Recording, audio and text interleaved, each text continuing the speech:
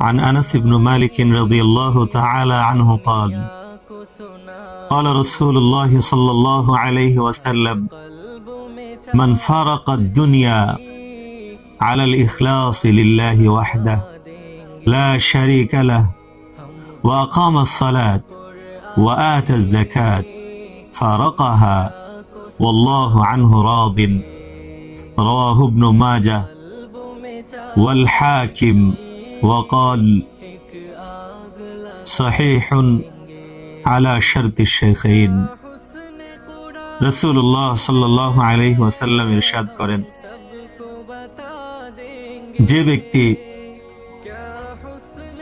তিনটি গুণ নিয়ে দুনিয়া থেকে বিদায় নিল,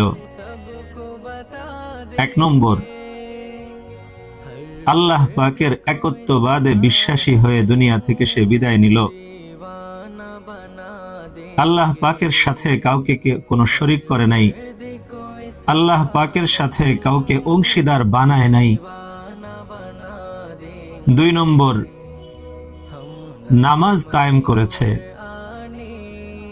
3 নম্বর যাকাত আদায় করেছে।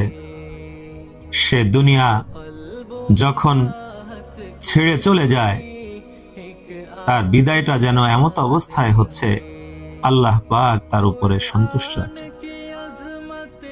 সুবহানাল্লাহ।